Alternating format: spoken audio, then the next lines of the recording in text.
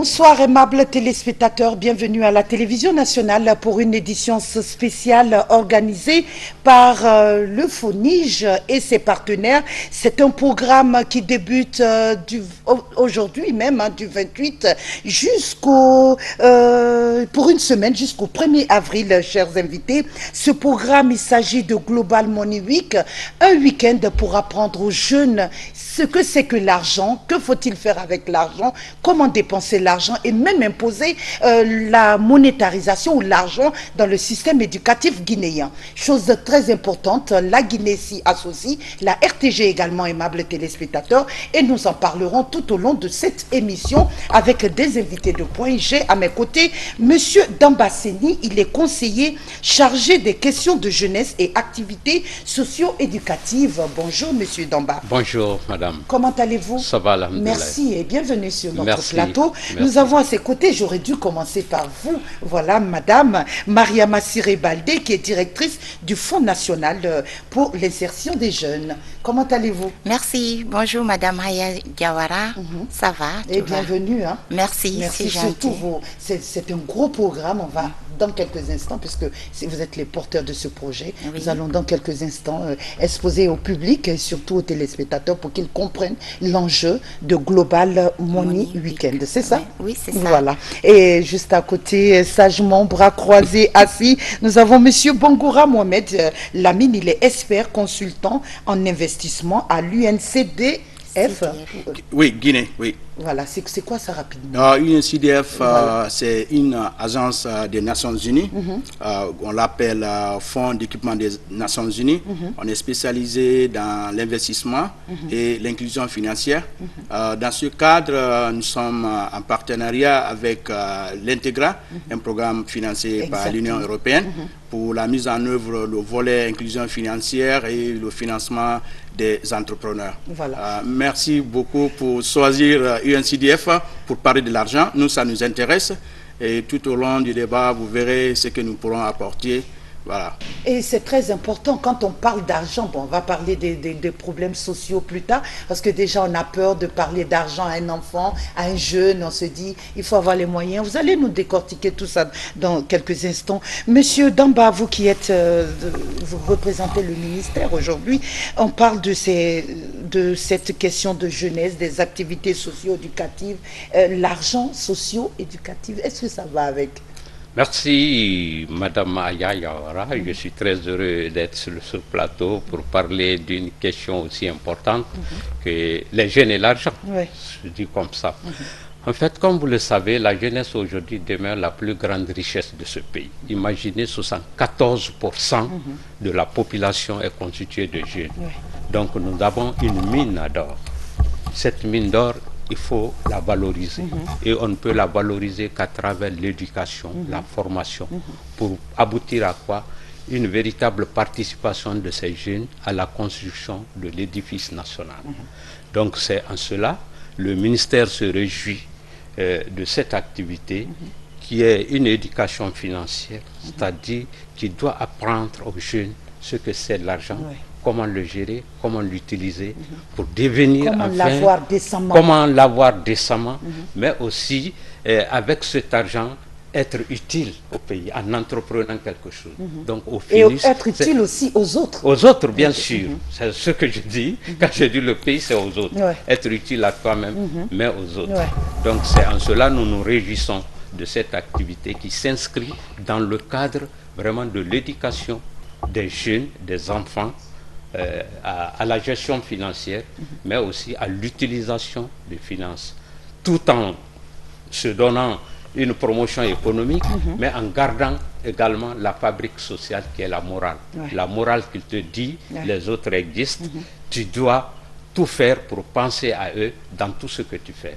Et C'est pour en cela que, nous nous l'État réjouissons de puisse avoir la mainmise, puisse avoir tous ces jeunes autour, il faut des fonds et dirigés par des personnes qui puissent savoir où mettre, qu'est-ce qu'il faut mettre. Parlons un peu de ce fonds d'insertion jeune que vous dirigez, madame. Merci beaucoup Madame Haya. Merci pour l'invitation. Le Fonds national pour l'insertion des jeunes est un établissement public à caractère administratif qui est sous l'égide du ministère de la Jeunesse et des Sports. Et ce fonds a pour mission la promotion de l'entrepreneuriat chez les jeunes, mais aussi ce fonds permet d'aider les jeunes à développer des programmes pour leur insertion socio-professionnelle. Donc, c'est un fonds qui a été mis en place depuis 2007, qui permet à l'État, au gouvernement, d'accompagner les jeunes entrepreneurs. Vous savez, l'État ne peut pas embaucher tout le monde. Et là où nous sommes aujourd'hui, on a beaucoup de jeunes diplômés, sans emploi, qui s'orientent vers l'entrepreneuriat. L'État est là pour les accompagner, pour la mise en œuvre de leurs projets entrepreneuriaux, afin de créer d'autres emplois pour d'autres jeunes. Mais le FONIJ n'accompagne pas que les jeunes fraîchement sortis de l'université.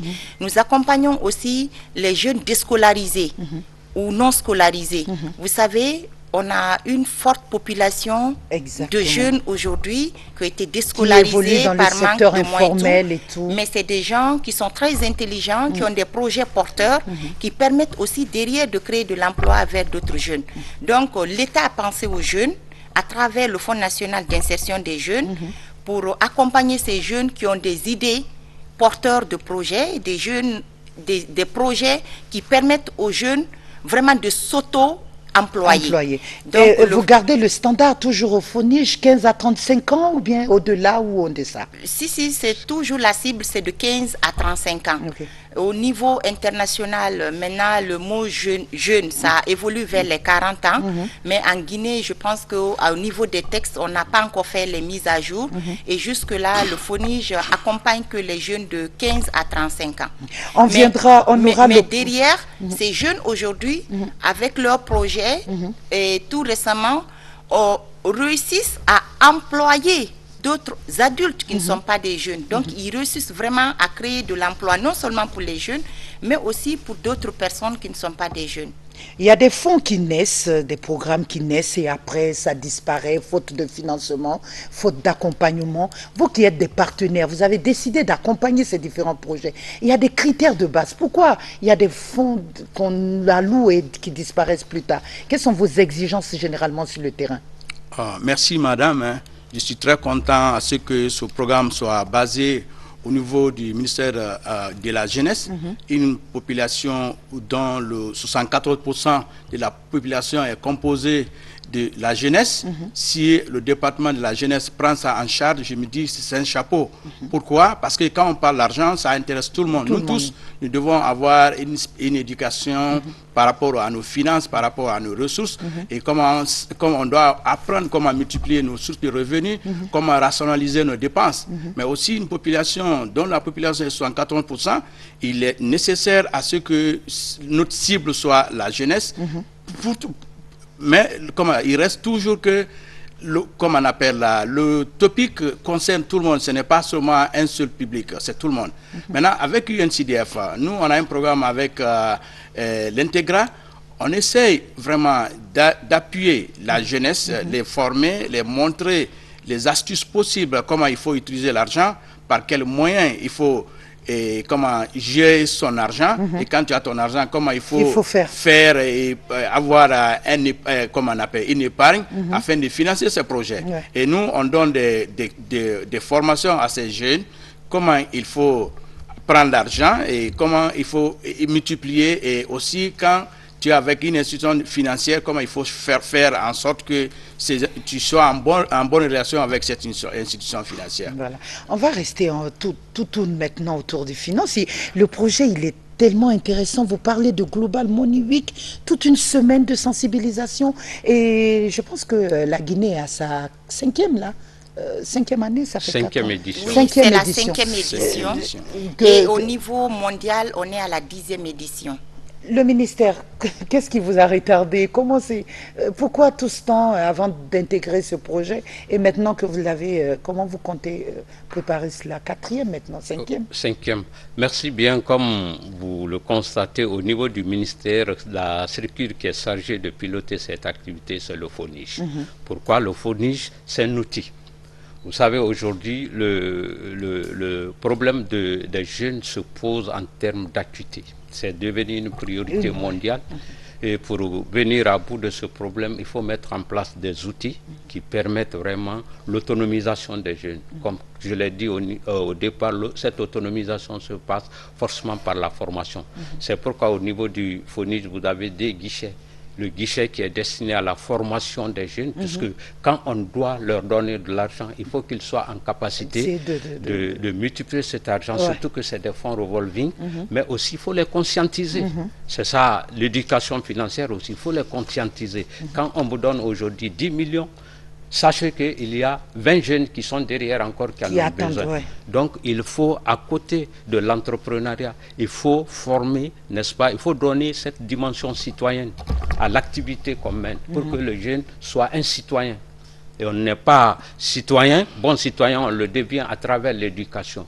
Donc il y a ce guichet qui est formation, qui va par exemple de la formation citoyenne jusqu'à sa capacité de gérer, à sa capacité de conduire et tenir une entreprise avant de lui donner le financement. Parce que s'il n'est pas formé, l'argent que tu lui donnes sera voué à l'échec. Donc, ça se passe bien sûr par l'intermédiation financière. On peut faire appel à une IMF, institution de microfinance par exemple, qui doit soutenir le jeune entrepreneur jusqu'à ce qu'il soit solide. Le ministère n'en a pas les compétences. Les compétences sont données à d'autres institutions partenaires pour accompagner le ministère. La confiance y est au FONIJ pour toutes ces données, mais Global Money Week, c'est quand même un gros financement, toute une semaine de sensibilisation. Lorsqu'on regarde ce programme, il y a aussi donner les bilans que vous devez présenter, ça se passe dans les différentes communes et tout. Vous êtes préparé à ça, vous avez les expériences des années dernières, et qu'est-ce que vous comptez apporter de nouveau pour que ce Global Money Week puisse bien se passer? Merci Madame Haya. Au fait, le Global Money Week est une célébration internationale à travers laquelle le FONIJ, pendant une semaine, se met à la disposition des tout petits.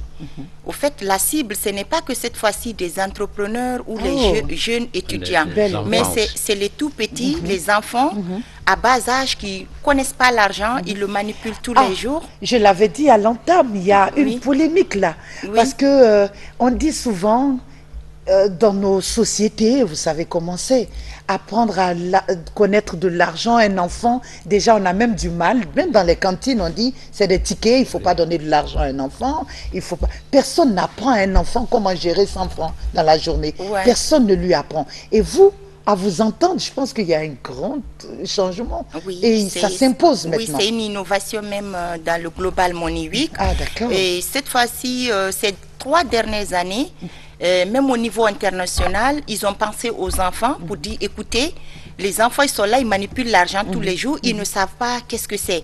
Il faut dire à ces enfants, c'est quoi l'argent, et à bas âge, il faut les apprendre comment est-ce qu'ils utilisent l'argent. Il y a des tirelires ailleurs, il y a des tirelires dans les autres pays où les enfants mettent les pièces. Est-ce que ça existe forcément ici? Ici, je ne crois pas du tout, mais par expérience, par exemple, l'année dernière, on était dans une école vers Symphonia, mais les enfants, ils étaient émus. Ils avaient l'argent. Enfin, ils ont dit, mais on a l'argent, mais on ne savait pas qu'est-ce que c'était. Et vous savez, dans la vie de tous les jours, tout tourne autour de l'argent. Donc, l'importance de l'argent, il y a une organisation internationale, l'OCDE. Avant, c'était SciFi, les dernières années. C'est pour cela, du changement de SciFi à l'OCDE, la Guinée est restée 2 ans sans, bien sûr, organiser Global Money Week. Donc, c'était indépendamment de la volonté des Guinéens parce que c'est des thèmes au niveau international qui nous viennent. Et tout doit se passer autour de ce thème à chaque année dans le monde entier. Donc, le FONIJ est là pour apprendre aux tout petits c'est quoi l'argent pendant une semaine et aussi aux grands, aux entrepreneurs. Beaucoup sont là, ils sont dans l'entrepreneuriat, mais ils ne savent pas comment épargner. Donc, le FONIJ est là pour les enseigner à bas âge, pour voir l'importance de l'argent et savoir à l'avenir comment est-ce que je dois me comporter face à l'argent. Mais là, ça crée... Attendez, avant de continuer, les téléspectateurs, ils vont se demander, mais c'est une belle chose, mais comment je dois faire pour que mon enfant puisse participer à ce programme? Je suis sûre, ils se demandent cela. Oui, la première innovation avec le FONIGE cette année, c'est que jusque-là, les Global Money Week ont toujours été dans le passé célébrés à Conakry. Mais à partir de cette année, on fait la célébration à l'intérieur du pays. On commence par Dubreka. On a une semaine pour venir vers les enfants, leur parler. Mais aussi, il y a des enfants qui auront l'occasion, à travers le FONIGE et à travers les journées, et cette semaine, à travers la semaine, aller vers les banques, notamment la Banque centrale, voir comment est-ce que ça se visiter, voir toucher à l'argent, voir comment les cantines, comment l'argent, voir des gros montants, savoir vraiment, et au niveau des banquiers, expliquer comment est-ce qu'ils font avec l'argent, l'argent qu'ils ont, comment est-ce que ça vient à la Banque centrale, les banques primaires, jusque dans les foyers. Oui, allez-y. Hein. Merci. Je crois que ce qu'il faut percevoir dans la pertinence de cette activité, c'est qu'il faut prendre aujourd'hui les enfants dans leur éducation, il faut les prendre non pas comme des sujets mais des partenaires. Il faut donc les associer à la construction de leur avenir. Il faut qu'ils soient là. Et le village planétaire étant, la Guinée ne peut pas être à la marge de la contemporanéité. Autrement dit, on ne doit pas vivre dans la contemporanéité conflictuelle. Il faut que nos enfants apprennent avec nous ce qu'ils doivent devenir. Il faut les associer à leur éducation, à leur formation. Donc les prendre comme des partenaires et non des sujets auxquels on doit dicter les choses. Ce qui est réussi ailleurs, pourquoi nous ne le réussirons pas en Guinée? C'est important de faire ce rappel, aimables téléspectateurs. Nous parlons de Global Money Week, un programme initié, hein, qui est actuellement en phase, hein, ça commence, c'est toute une semaine, et c'est le FONIGE avec Madame Mariama Siré Baldé, directrice de ce Fonds national pour l'insertion jeune. Pour ceux qui viennent de nous prendre, nous avons Monsieur Damba Seni, qui est conseiller chargé des questions de jeunesse et des activités socio-éducatives, et juste à côté, nous avons Monsieur Bangoura Mohamed Lamine, expert consultant en investissement. Ce programme, c'est Global Money Week, qui permet pendant une semaine d'apprendre à nos enfants de Conakry à Dubreka un programme assez alléchant, visite dans les banques, discussion, apprendre aux enfants c'est quoi l'argent, qu'est-ce qu'il faut en faire, et c'est pour préparer le futur également, et ça fait partie de ce programme. Monsieur Damba, 4e, 5e, c'est vrai, nous sommes à la 5e édition, il faut rappeler aux téléspectateurs, les autres éditions sont apparemment pas trop passées, mais vouloir toucher les cibles aujourd'hui et communiquer autour de ce programme, je pense que c'est assez intéressant, et donc c'est ouvert à tout le monde. Qui doit se sentir concerné par ce programme? Oui, comme je disais tantôt, ce programme est transversal, seulement que parce que, comme je vous disais tantôt, avec une population dont 74% est la jeunesse, et pourquoi pas ne pas trop focaliser, mais comme on l'a dit, apprendre les enfants à manier l'argent, à manipuler l'argent, à connaître, à garder l'argent, ça doit d'abord épargner, ça doit d'abord commencer par les parents. Si je connais bien comment utiliser l'argent, j'explique à mon enfant comment il faut épargner, comment il faut dépenser rationnellement, et pour que tu puisses, comme on appelle là, épargner et investir, très tôt quand l'enfant apprend ça, ça va aider. Et là, maintenant, quand le parent apprend très bien, il a fait apprendre à son enfant, l'enfant va grandir avec cette idée pour devenir un entrepreneur, pour apprendre, savoir comment épargner, comment il faut multiplier les sources de revenus, comment il faut dépenser. Parce que quand on parle d'argent, il faut toujours toucher les deux bords. Les deux bords, c'est quoi? Le revenu et les dépenses. Alors, si j'ai un seul revenu et que j'ai beaucoup de dépenses, ça veut dire que je n'ai pas une bonne solution. Il faut dire ça à l'enfant. Alors, si je veux beaucoup dépenser, il faut que je multiplie ma source de revenus. Et si je multiplie ma source de revenus et que la différence me donne un montant supérieur, pourquoi je n'ai pas pensé à épargner?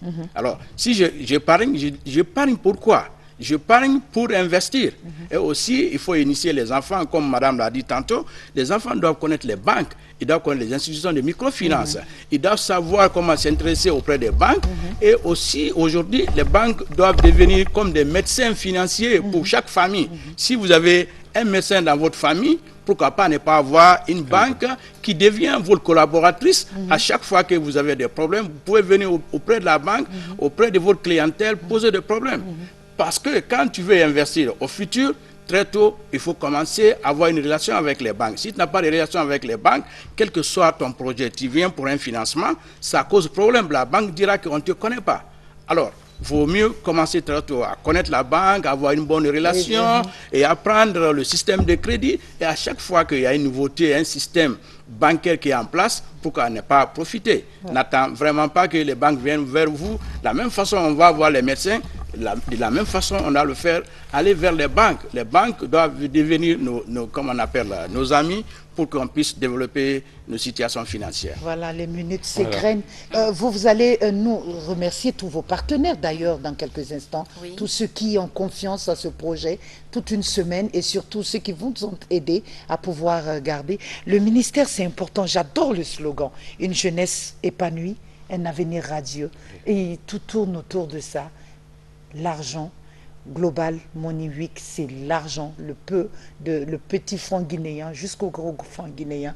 Vous avez ce message particulier déjà à passer aux populations et surtout à ces partenaires qui ont confiance au ministère de la Jeunesse. Merci. Je pense que ce qu'il faut percevoir à travers cette activité, nous voulons autonomiser les jeunes. Ouais. À bas âge, les enfants, il faut les éduquer, les inviter à épargner, à ne pas gaspiller, mais leur apprendre déjà qu'ils sont acteurs principaux de leur devenir. Donc, il y a ce savoir-être. Il faut montrer à l'enfant que la société a besoin de lui. Et c'est pourquoi on lui donne toute cette éducation. Et c'est dans cette logique que le ministère est, en mettant en place des outils. Cette éducation financière nous permet de former des futurs entrepreneurs.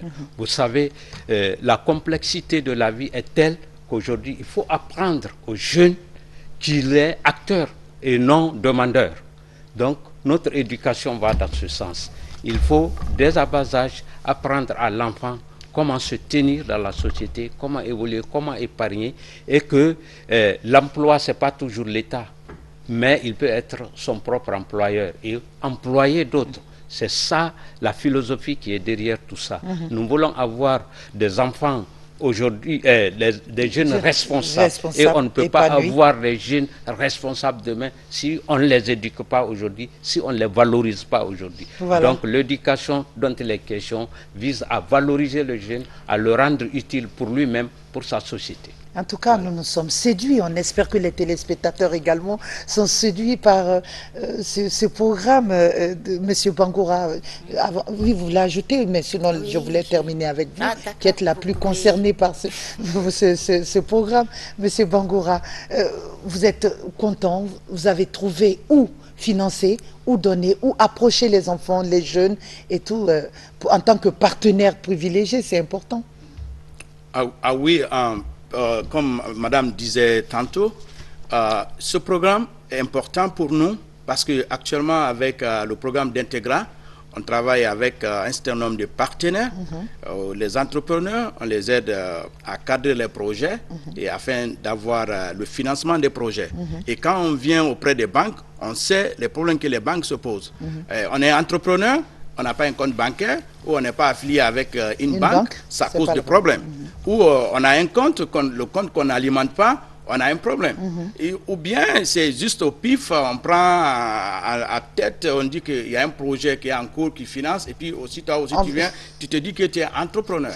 Alors il faut que les gens apprennent. Comme on le dit, on apprend nos enfants à nous-mêmes, il faut qu'on apprenne à travailler en parallèle avec les banques et à garder l'argent pour qu'on puisse vraiment développer notre pays, parce que c'est l'investissement qui pourra financer nos activités. Alors, si tout le monde s'engage dans ça, l'UNCDF est là, est prêt vraiment à les accompagner. Nous, c'est ce que nous faisons comme travail. Quelle que soit la taille du projet, on peut les cadrer, on peut les accompagner pour avoir un financement.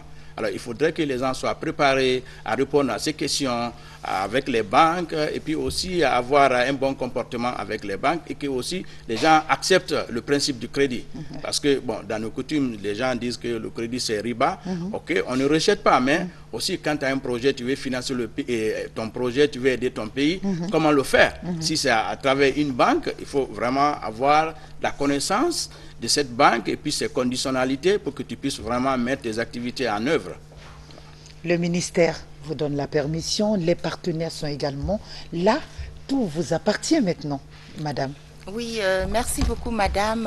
C'est le lieu et le moment surtout aussi de remercier le ministre Lansana Beya Diallo qui depuis son arrivée a tout mis en œuvre pour vraiment permettre, pour faciliter au FONIGE la réalisation des activités comme cette journée et cette semaine mondiale de l'argent. Donc que aujourd'hui à travers ce plateau, c'est l'occasion aussi pour nous de dire aux téléspectateurs que l'éducation financière, ce n'est pas que pour les tout petits. On en a tous besoin et la porte du FONIGE est grandement ouverte pour accompagner non seulement les entrepreneurs, les tout petits et puis les jeunes dans sa globalité. Vous savez que le ministère de la Jeunesse a pour vocation vraiment d'accompagner les jeunes, de créer de l'emploi. Donc le FONIGE est là pour ça. Tout ce qui est entrepreneuriat jeune est piloté au niveau du ministère par le FONIGE. C'est-à-dire que tout le processus de l'écosystème entrepreneurial, le FONIGE est là pour la mise à disposition des outils nécessaires pour qu'enfin nos entrepreneurs soient les meilleurs. Et derrière un meilleur entrepreneur, c'est quelqu'un qui réussit vraiment à pérenniser sa structure et qui crée surtout d'autres emplois. Donc, et le cas spécifique de ce week-end, cette semaine, Global Money Week, nous sommes entre Dubreka et Conakry, mais tenez-vous debout, bien debout, parce que en général, nous avons nos représentations à l'intérieur du pays aussi, qui iront vers d'autres jeunes, qui iront vers d'autres entités. Et au-delà de la semaine, au-delà du week-end, ça pourra continuer. Oui, ça pourra continuer. Il faut aller s'informer. C'est comme le mois, si vous voulez, de la femme. Et surtout, nous remercions aussi les partenaires techniques et financiers qui ont été toujours à notre disposition. C'est le cas de l'UNCDF pour la mise en place vraiment de cette semaine mondiale de l'argent. Donc, nous sommes vraiment disponibles et nos portes sont grandement ouvertes pour tous les jeunes de la Guinée en général. Merci beaucoup, madame. Aimables téléspectateurs, c'est une édition spéciale pour parler de Global Money Week et nous avons la représentante du FONIGE, la directrice en question, madame Maria Massiré Baldé, que vous avez suivi avec éloquence, je parie. Le message est passé. À ses côtés, c'est monsieur Dambasseni, qui est conseiller chargé des questions de jeunesse et des activités socio-éducatives. Merci encore une fois pour ces détails et tout cela. Et merci surtout à celui qui représente presque tous les partenaires ici sur ce plateau, monsieur Bangoura Mohamed Lamine, expert consultant en investissement à l'UNDCF.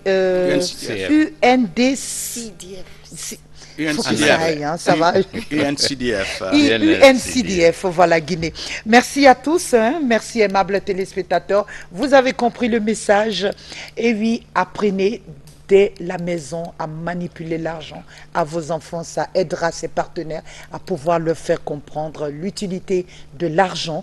L'argent, même à 5 000, lorsque vous donnez à votre enfant, apprenez à dire, gardez la monnaie, mettez à côté, 100 francs de côté, 1000 francs de côté. Tout ça, c'est depuis la maison. Et après, les partenaires, ça facilitera la charge, à pouvoir les former, à pouvoir visiter les banques, à pouvoir savoir ce que c'est qu'épargner. C'est depuis le bas âge jusqu'à ce qu'on soit adulte, c'est important. Et il y a même des adultes qui ne savent pas encore le faire, mais heureusement qu'il y a des programmes comme ça pour vous. Approchez-vous de ces institutions pour apprendre. Encore une fois, merci à l'équipe technique qui nous a aidé à réaliser cette émission, aimables téléspectateurs. Merci, chers invités, et merci à vous également, et à très bientôt pour une nouvelle aventure. Merci. Merci, madame.